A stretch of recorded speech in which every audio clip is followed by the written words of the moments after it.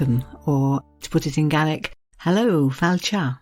So welcome indeed to City Breaks Edinburgh, episode 16, actually the very last episode in this series, the Anthology, a little look at some of the novelists and poets and travel writers who've set pen to paper and written about the lovely city of Edinburgh. I'm Marion Jones, and I'm very much looking forward to sharing with you some of the bits and pieces I most enjoyed when doing the reading and research for the Edinburgh series. Let's kick off with a few short quotes. They're all from the 19th century, and they give different views of the city. Here's a very favourable one for a start, written in December 1820 by one Benjamin Robert Hayden. It reads slightly oddly because it's sort of in note form, staccato if you will, with lots of little dashes. But here goes. Came to Edinburgh by night, astonished at the city next morning. Wild dream of a great genius. Finest city in Europe, maybe in time in the world. The only city in the world where the Parthenon might be erected with something of its ancient splendour.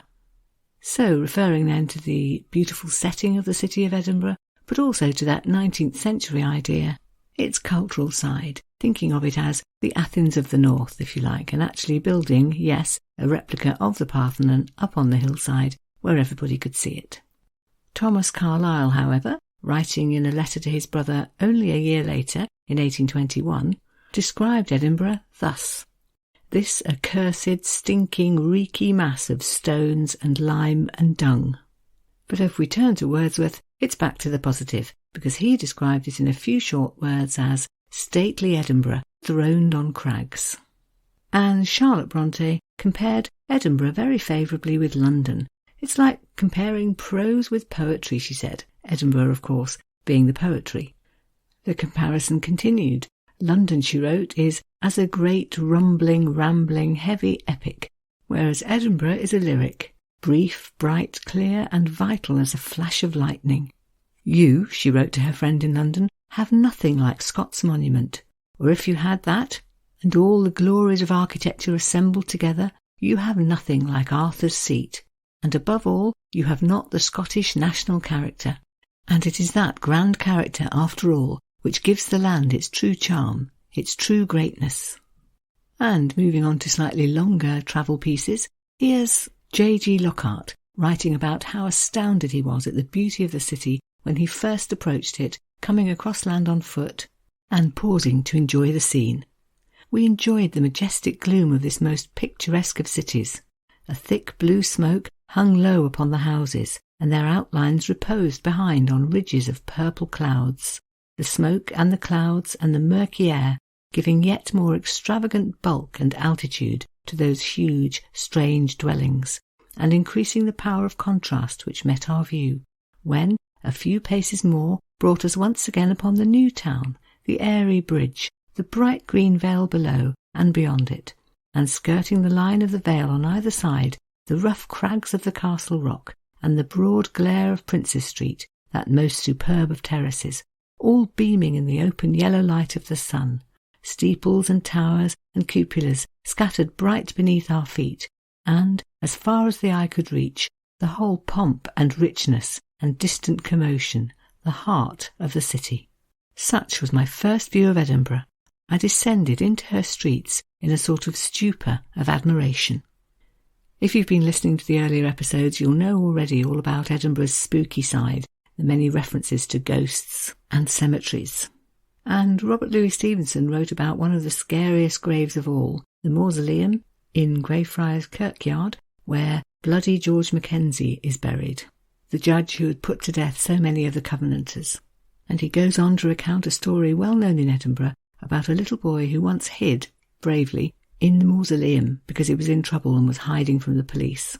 Quote, "Here in the last century, an old Heriot's hospital boy once harboured from the pursuit of the police. The hospital is next door to Greyfriars, a courtly building among lawns, where on Founder's Day you may see a multitude of children playing kiss in the ring and round the mulberry bush.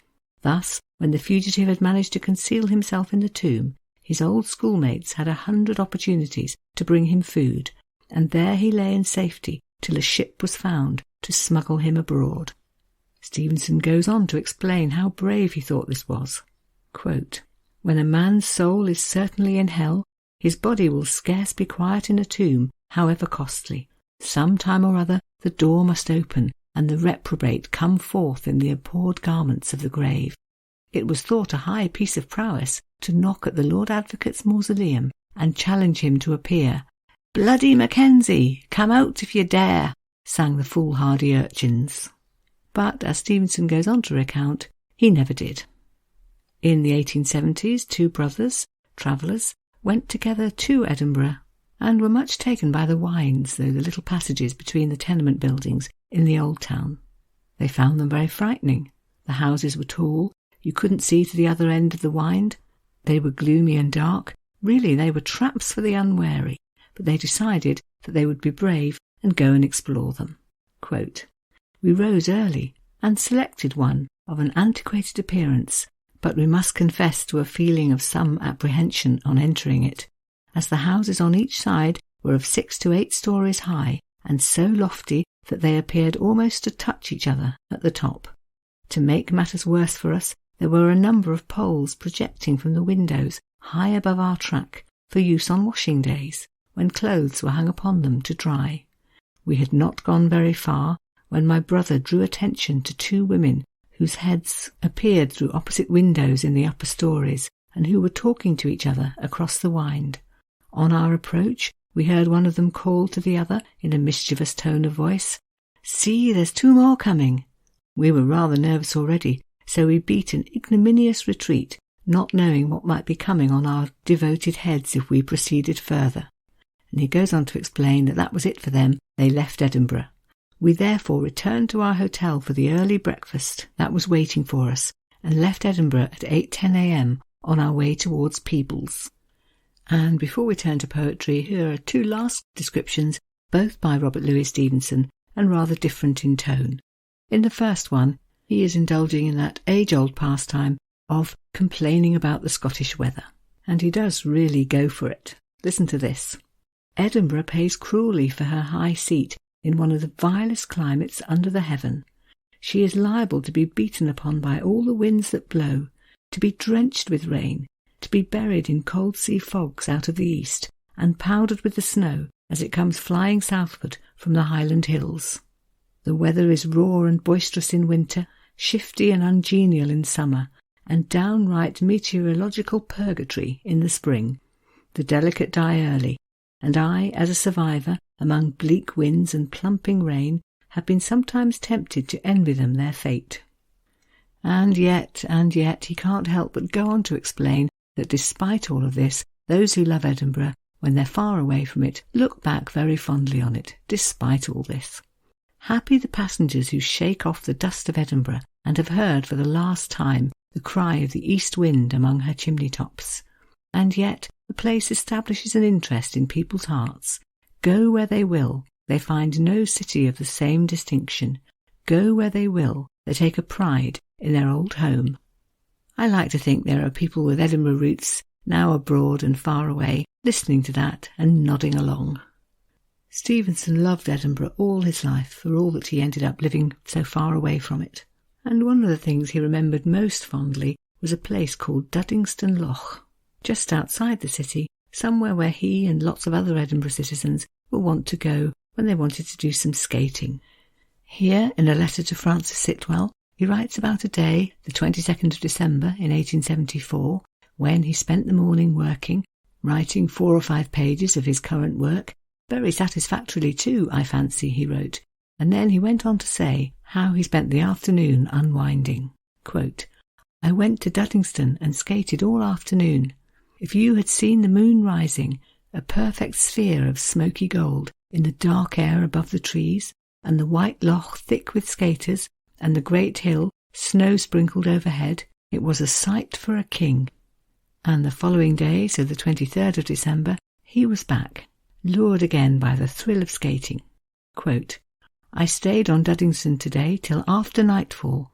The little booths that hucksters set up round the edge were marked, each one by its little lamp. There were some fires too, and the light and the shadows of the people who stood round them to warm themselves made a strange pattern all round on the snow-covered ice. A few people with torches began to travel up and down the ice, a lit circle travelling along with them over the snow. A gigantic moon rose, meanwhile, over the trees, and the kirk on the promontory among perturbed and vacillating clouds. The walk home was very solemn and strange.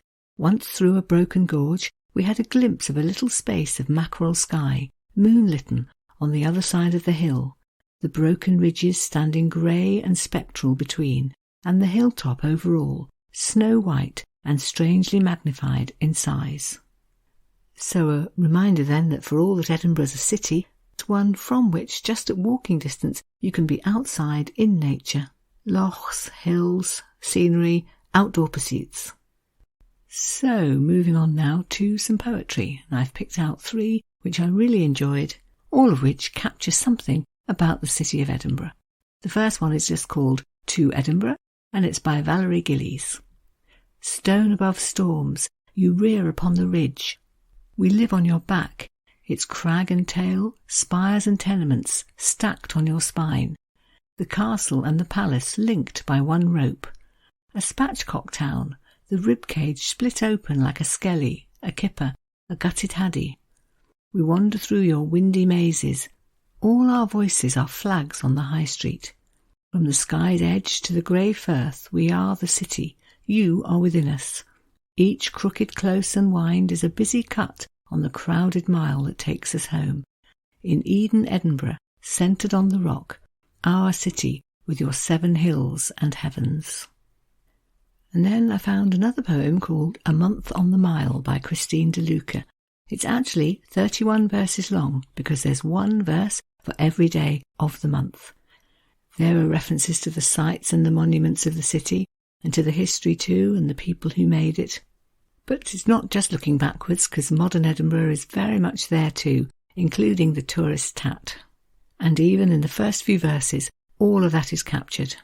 So I'll start by reading the first 2 sections. The first one's called Castle Hill, that's 3 verses long, followed by Lawn Market, also 3 verses. Have a listen. On day 1, explore Edinburgh Castle sitting proud. Find the modest crown of a far from quiet country, our national war memorial, our roll of honour. On day 2, try Castle Hill. Look north beyond the Forth and, more obscurely, tilt your eye across a whole city. Open a back door on the kirk. Winkle books from a close. On day 3, look south. Ah, a whimsy of fine whiskies. Boswell imbibed here, dined well, hobbled over cobbles.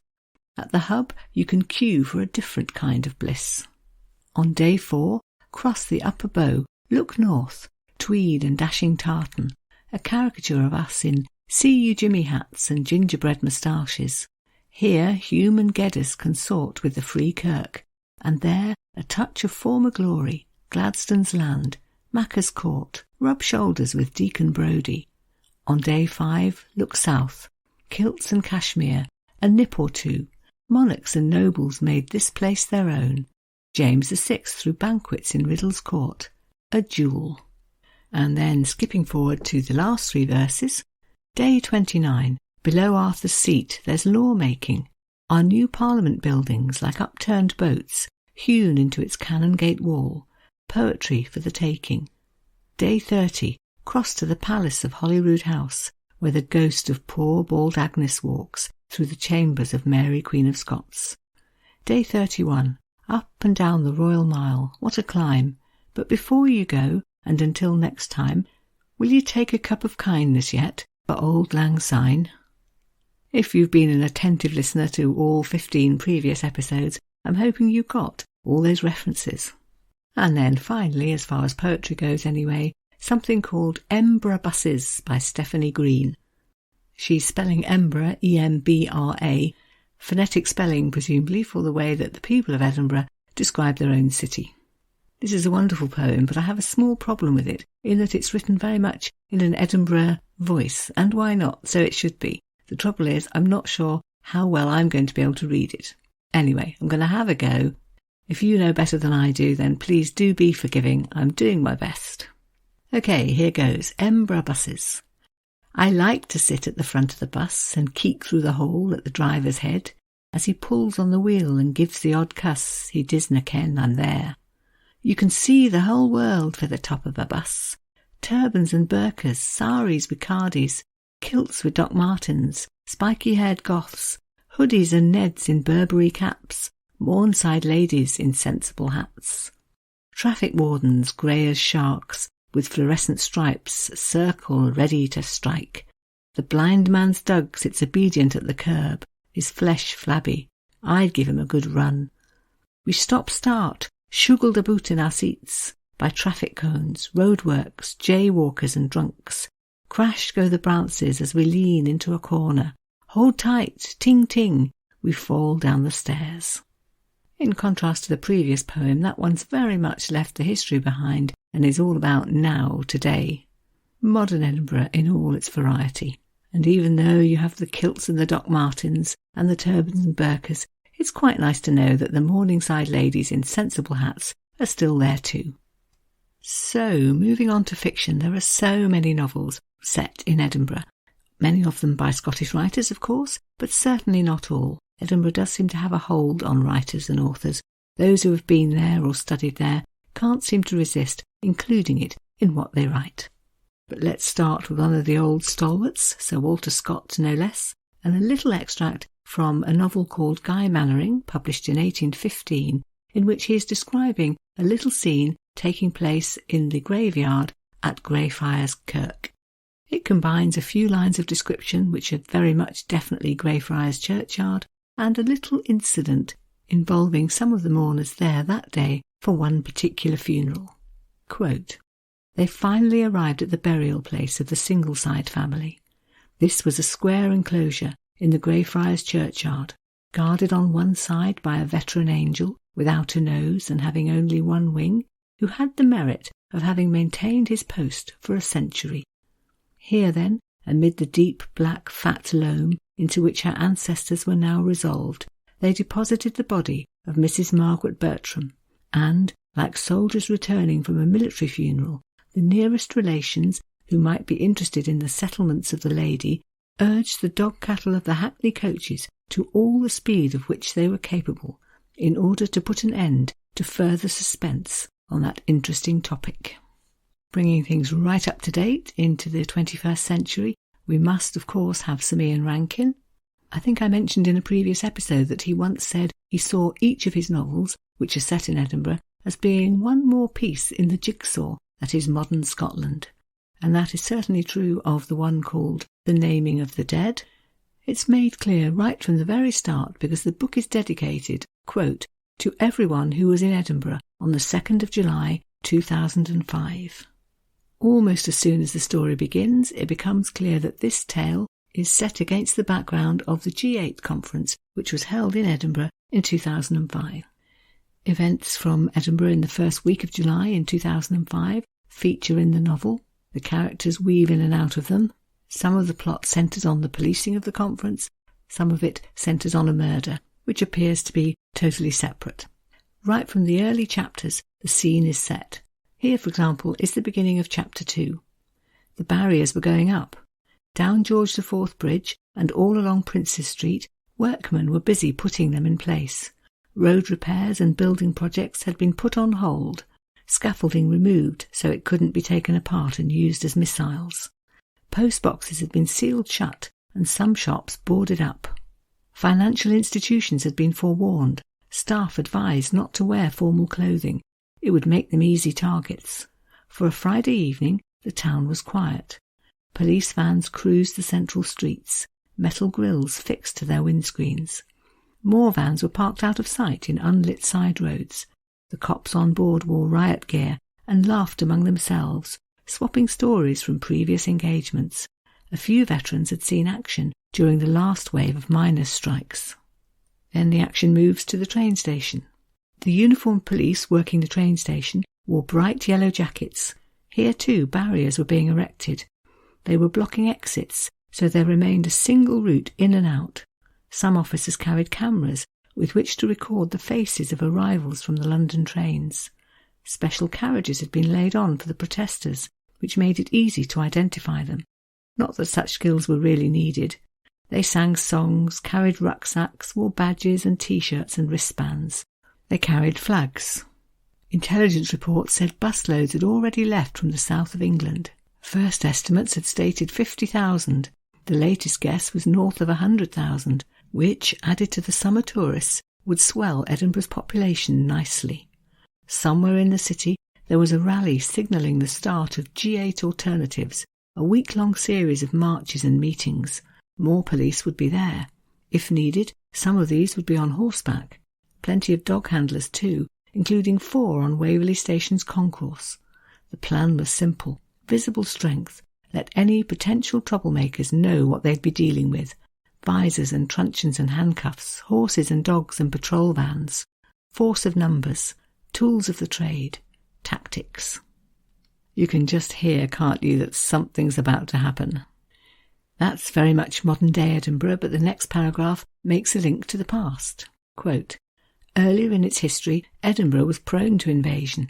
Its inhabitants hid behind walls and gates, and when those were breached, retreated to the warren-like tunnels below the castle and the High Street, leaving the city empty and the Victory hollow. It was a talent the denizens continued to bring to the annual August festival. As the population swelled, the locals became less visible, blending into the background. You can definitely say that the theme of Edinburgh runs like a slogan on a stick of rock right through the novel, through Ian Rankin's novels in general, in fact. If you want to imagine yourself in Edinburgh, settle down with an Ian Rankin novel, job done. And for a completely different flavour, a novel by Maggie O'Farrell called The Vanishing Act of Esme Lennox. It's a family history, really, centring on 2 sisters, Esme and Kitty, who were little girls in the Edinburgh of the 1930s. And here is a scene from those days when the 2 little girls are being taken out by their grandmother. As you'll hear, it's full of the Edinburgh attitudes, perhaps you could call it, of the 1930s, about not going out unless you're wearing a hat, and so on. The 2 little girls are newly arrived from abroad, from the colonies, as the grandmother says at the end of the extract, and so they notice all these things. And in this particular extract, they are being taken to an Edinburgh institution, Jenner's, the upmarket department store in Princes Street. The extract opens as they've just arrived at the tram stop, and Granny turns round to see how things are going. Quote, at the tram stop, she turns to look them over. She gives a gasp and clutches her throat, as if Esme had come out naked. Where is your hat, child? Esme's hands fly to her head, feel the spring of her hair. I don't know. She glances at Kitty for help, and notices with amazement that her sister is wearing a grey beret. Where did she get it from, and how did she know to wear it? Their grandmother lets out an immense sigh.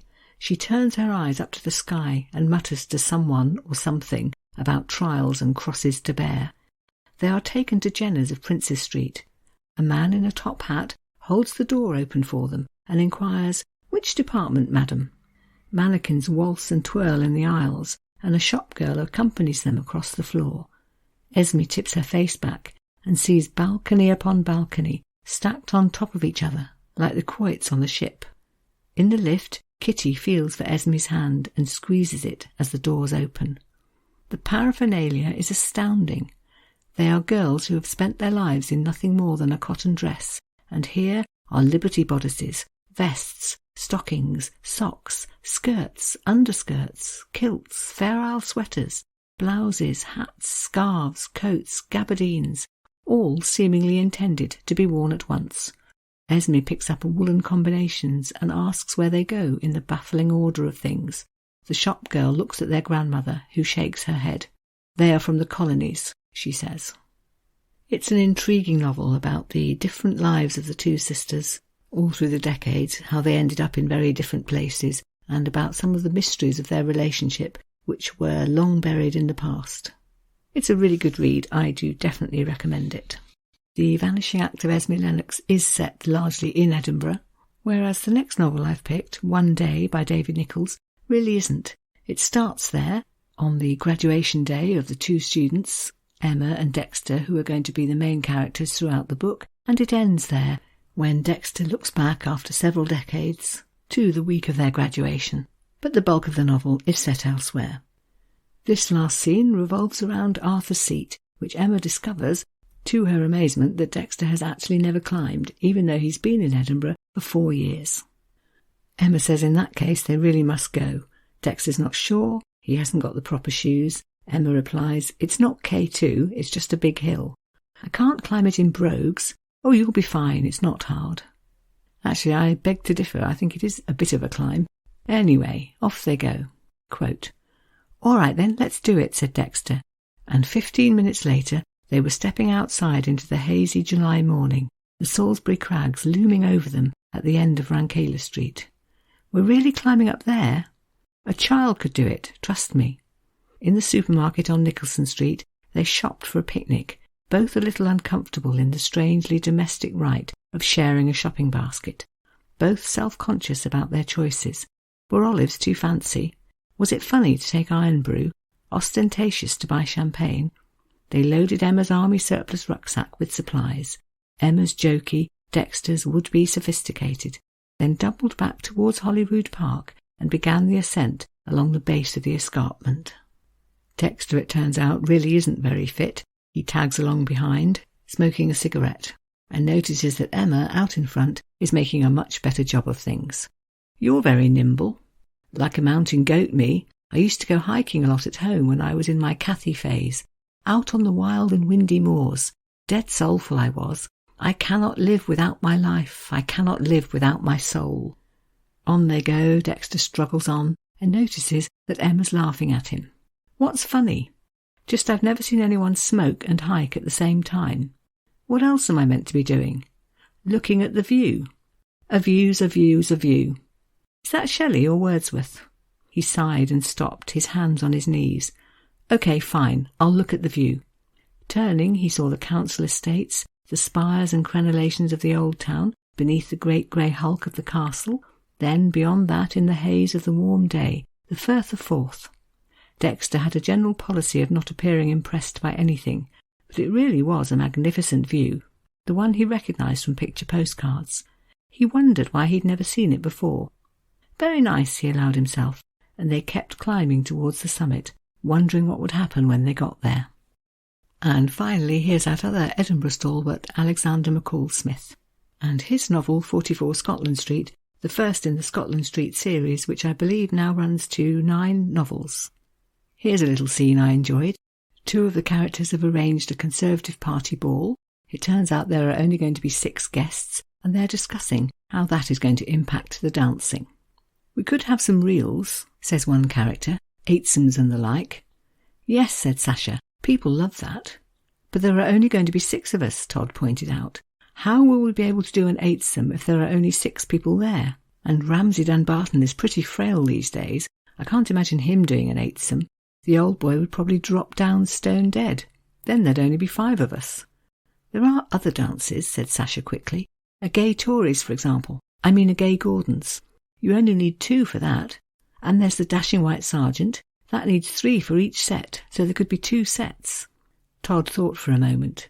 "But don't you go in opposite directions with the Dashing White Sergeant and then meet up? If 3 of us went off in one direction and 3 in another, always assuming that Ramsay Dunbarton is up to it, then we would only meet once we've danced around the whole room. The band would have to adapt. They'd have to play on and on until we got all the way round the room and met up on the other side. Wouldn't that be a bit odd?" "Some of these bands are rather good," said Sasha.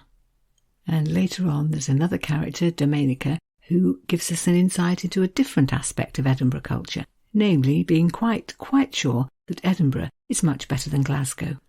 Domenica's driving along, admiring the beauty of Edinburgh, and thinking to herself that it could all be very different. Quote, "If Edinburgh looked, for instance, well, one had to say it, like Glasgow, would it be inhabited by the people who currently lived there? That is, by people of taste. There was no other expression for it. It just had to be said. Or would it be inhabited by the sort of people who lived in Glasgow? The sort of people who—" She stopped herself. No, this was not the sort of thought that one should allow oneself. Those sorts of attitudes of condescension towards Glasgow were decidedly dated. When she was younger, it had been perfectly acceptable for people to think that way about Glasgow, to turn up their metaphorical noses at it. But now it seemed that nobody thought like that any more. Edinburgh was different from Glasgow, it was true, but it was no longer considered helpful to remark on the differences to any great extent, even if here and there were to be heard faint echoes, very faint, of the old attitudes. But Domenica, it turns out, is very much an Edinburgh girl, and this strikes her anew on this particular morning. Quote, "She rounded the corner on the high road, round the crumbling volcanic side of Arthur's Seat, and saw the old town spread out beneath her, the dome of the old college with its torch-carrying golden boy, the domestic jumble of old town roofs, the spires of the various spiky kirks, such beauty, illuminated at that very moment by shafts of light from breaks in the cloud. This was beauty of the order encountered in Siena or Florence, beauty that caused a soaring of the spirit, a gasp of the soul.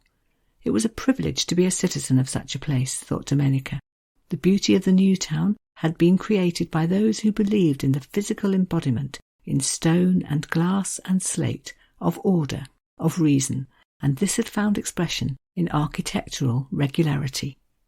There's quite a lot more of this, and it becomes more and more clear that Alexander McCall Smith is taking the mickey slightly, while at the same time reminding us all what it is about Edinburgh that's so attractive.